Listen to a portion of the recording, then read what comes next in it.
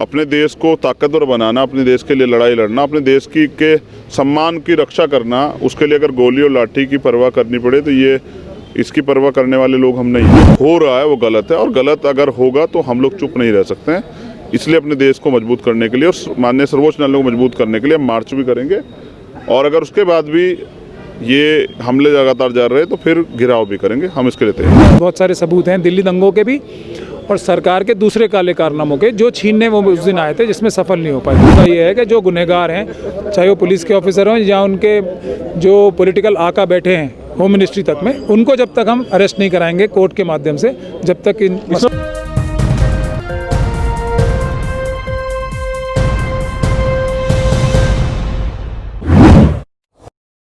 चंद्रशेखर आज़ाद हमारे साथ मौजूद हैं। अभी यहाँ पर प्रेस कॉन्फ्रेंस की है, उनसे बात करें। चंद्रशेखर साहब, जिस तरह से 22 तारीख को आपने कहा है कि सुप्रीम कोर्ट तक मार्च करेंगे और उसके बाद अगर नहीं सुनती है सुप्रीम कोर्ट तो उसका घेराव किया जाएगा लाखों लोगों को लेकर। जी बिल्कुल, और मैंने ये इसलिए कहा क्योंकि जो हुआ है पिछले कुछ दिनों में वो सही नहीं है। अगर वकीलों पे ही हमले होंगे तो फिर न्याय कैसे सुनिश्चित होगा? वकील जो है वो, उसका मैंने बताया ना, स्लोगन है बॉर्न फॉर जस्टिस। तो अगर हम लोग न्याय, जो बहुत गरीब लोग हैं, वो जिनको सताया जा रहा है, सरकार जिनके खिलाफ खड़ी है, या सरकारी तंत्र का दुरुपयोग करके जिनको फंसाया जा रहा है, वो न्याय के लिए कहाँ जाएंगे? जब वो न्यायपालिका जाएंगे और न्यायपालिका दबाव में फैसले करेगी तो क्या होगा? इसलिए ये जो महमूद प्राचा जी के साथ हुआ है, ये महमूद प्राचा जी पे अकेले पे नहीं हुआ है।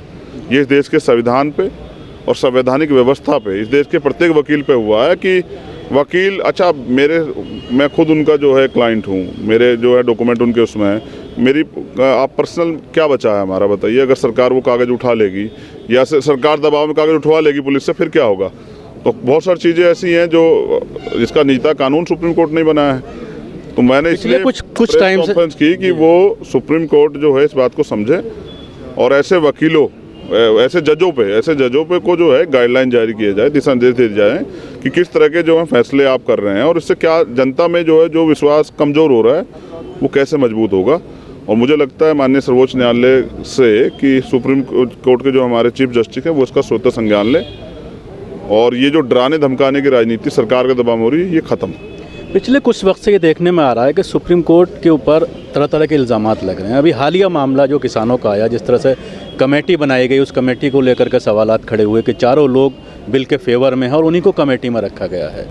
तो ऐसे में क्या लगता है कि चौथा, जिस तरह से लोकतंत्र का जो बड़ा एक स्तंभ है वो ख़तरे में है, तो किस तरह से लोगों को आगे आना चाहिए? और जिस तरह से आप कह रहे हैं कि आप मार्च करेंगे, लेकिन देखने में यह आता है कि इस तरह के मार्च को पुलिस का बल जो है पूरी तरह से रोकता है, पहुंचने नहीं देता, तो ऐसे में किस तरह की? देखिए, पुलिस की लाठियाँ गोलियाँ जो हैं वो देश की सुरक्षा के लिए जो हम कर रहे हैं, सुप्रीम कोर्ट की सुरक्षा के लिए जो हम कर रहे हैं, उससे हमें नहीं रोक सकती। अपने देश को ताकतवर बनाना, अपने देश के लिए लड़ाई लड़ना, अपने देश की के सम्मान की रक्षा करना, उसके लिए अगर गोली और लाठी की परवाह करनी पड़े तो ये इसकी परवाह करने वाले लोग हम नहीं हैं। बाबा साहब अम्बेडकर को मानने वाले लोग हैं, और देश हमारे लिए सबसे बड़ा जरूरी है, सबसे महत्वपूर्ण भी।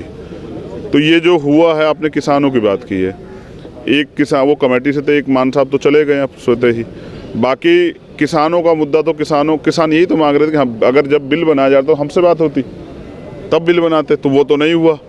फिर अब किसानों के लिए कमेटी बनाई तो भी किसानों से नहीं पूछा। तो इससे पता लगता है कि जनता का विश्वास जो है ये जो नहीं कमज़ोर होना चाहिए था, क्योंकि सरकार से बड़ा है सुप्रीम कोर्ट, और सुप्रीम कोर्ट से बड़ी है देश की जनता। तो जनता का विश्वास अगर कमज़ोर हो जाएगा तो फिर इस सिस्टम का क्या फ़ायदा?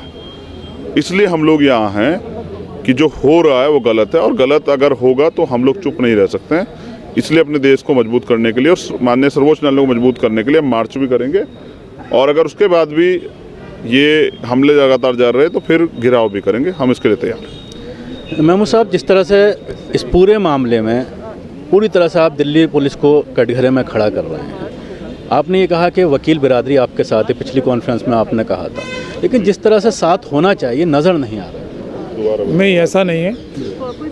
1000 से ज़्यादा वकील साइन कर चुके हैं उस पर, रेजोल्यूशन पे जो पेश किया जा रहा है, और ये काम कोई मैंने तो नहीं कराया। सुप्रीम कोर्ट बार एसोसिएशन ने रेजोल्यूशन पास किया, बार एसोसिएशन ऑफ इंडिया ने रेजोल्यूशन पास किया, पूरे देश में वकील मार्च कर रहे हैं इस इशू को लेके, क्योंकि ये महमूद प्राचा एक वकील का इशू नहीं है, ये पूरे देश की वकीलों के ऊपर और बार के ऊपर हमला है।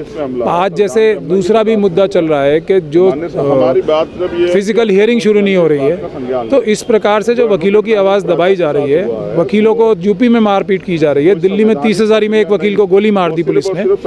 ये मेरी लड़ाई नहीं है, इसीलिए वकील सब साथ हैं और इसमें पूरी मजबूती के साथ अपना विरोध दर्ज करा रहे हैं और आगे भी कराएंगे। जिस तरह से जज ने ये डायरेक्शन दी पुलिस को कि आप सर्च कर सकते हैं, तो उसको लेकर भी आप लोगों की आपत्ति है कि इस तरह का नहीं होना चाहिए था। उसको लेकर क्या जो अपर जो जज हैं हाई कोर्ट सुप्रीम कोर्ट के, उनके ऊपर किस तरह का आप दबाव बना रहे हैं, खासतौर से आपकी जो एसोसिएशन है उसके?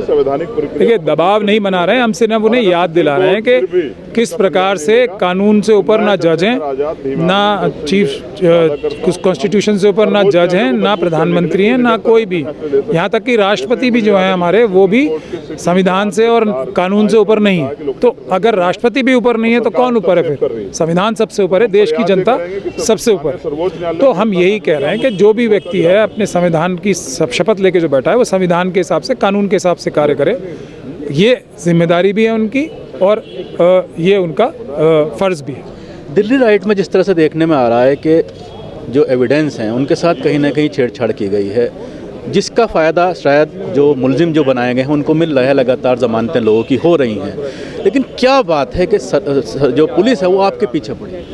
देखिए, मेरे पीछे इसलिए पड़ी हुई है कि मैं पुलिस की काले कारनामों को कोर्ट के माध्यम से, बावजूद इसके कि माहौल कितना ख़राब हो गया आज, हम पुलिस के खिलाफ भी और आरएसएस के और बीजेपी के लोगों के खिलाफ ऑर्डर्स करा रहे हैं और उनको अरेस्ट तक 2 दर्जन से ज़्यादा लोगों को हम करा चुके हैं। तो ये इसलिए मेरे खिलाफ सबसे ज़्यादा है। उनको ऐसा लगता है, और जो सही भी है, कि मेरे पास बहुत सारे सबूत हैं दिल्ली दंगों के भी और सरकार के दूसरे काले कारनामों के, जो छीनने वो उस दिन आए थे, जिसमें सफल नहीं हो पाए। कोर्ट का ऑर्डर तो हमने पहले आधे घंटे में ही मान लिया था। कोर्ट की सारी जो भी डायरेक्शंस थी वो पूरी हो चुकी थी। उसके बाद छीनने का जो काम था वो डकैती का काम था, जिसके लिए हमने विरोध किया उनका कानून के तरीके से। मैं साहब, आप बहुत करीब से इस केस को पूरा देख रहे हैं दिल्ली राइट्स का, तो कौन कौन सी चीज़ें ऐसी लगती हैं जिससे लगता है कि पूरा केस बायस्ड है? किस तरह की साजिशें की गई हैं, खासतौर से लोकल पुलिस के ज़रिए? देखने में ये आ रहा है कि कई महीने बाद एफआईआर दर्ज की गई हैं और जिसका फ़ायदा ज़रूर मुलजिमों को मिल रहा है और ज़मानतें मिल रही हैं। देखिए, पहले तो एफआईआर ही दर्ज नहीं की गई। जो कंप्लेनेंट, जो मजलूम थे, उनकी एफआईआर दर्ज नहीं की। पुलिस ने खुद एफआईआर दर्ज की उल्टी सीधी और उनको मदद की, आरएसएस और बीजेपी के लोगों को और पुलिस के खुद अधिकारियों को।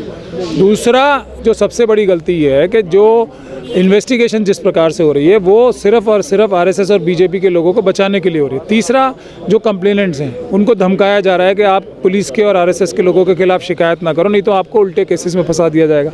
ये सब के सबूत हमने अदालतों के सामने पेश किए और बहुत सारी एफआईआर के ऑर्डर्स कराएं, इसीलिए हमारे पीछे पड़े। तो अभी क्या स्टेटस है? कितने लोग हैं जो अभी तक सलाखों के पीछे हैं? उनका क्या, किस तरह से आप लड़ाई लड़ रहे हैं? सैकड़ों लोग उसके सलाखों के पीछे हैं, लेकिन असली मुद्दा उनको निकालना तो है, लेकिन उससे भी बड़ा मुद्दा ये है कि जो गुनहगार हैं, चाहे वो पुलिस के ऑफिसर हों या उनके जो पॉलिटिकल आका बैठे हैं होम मिनिस्ट्री तक में, उनको जब तक हम अरेस्ट नहीं कराएंगे कोर्ट के माध्यम से, जब तक इसमें बड़े नामों की अगर बात की जाए, जैसे रागिनी तिवारी है, कपिल मिश्रा है, जिनके वीडियो पब्लिक डोमेन में है बाकायदा, लेकिन उसके बावजूद उनके ऊपर कोई कार्रवाई नहीं। ये सब हम कानूनी तौर पे कराएंगे कार्रवाई, इसीलिए हमसे दुश्मनी है इन सब लोगों के खिलाफ। शुक्रिया। ये तो महमूद पराचा और आज़ाद जो हमसे बात कर रहे थे, ख़ासतौर से आज जिस तरह से दिल्ली के यहाँ पर प्रेस क्लब के अंदर जो एक कॉन्फ्रेंस की गई और उसमें ये कहा गया कि महमूद पराचा के ऑफिस में जिस तरह से रेड की गई थी वो तरीका सही नहीं था, गैर संवैधानिक था, और उसको लेकर 22 तारीख को कुछ वकीलों का मार्च सुप्रीम कोर्ट तक जाएगा और चीफ जस्टिस को एक ज्ञापन दिया जाएगा। उसके बावजूद अगर सुप्रीम कोर्ट नहीं जागा तो उसके बाद बड़े लेवल पर सुप्रीम कोर्ट तक मार्च किया जाएगा, जिसमें लाखों लोग शामिल होंगे। दिल्ली से न्यूज़ मैक्स के लिए शकील अहमद। सभी अहम खबरों के लिए न्यूज़ MX को सब्सक्राइब करें, साथ ही बेल आइकॉन को जरूर दबाएं। लाइक, शेयर, कमेंट करना ना भूलें।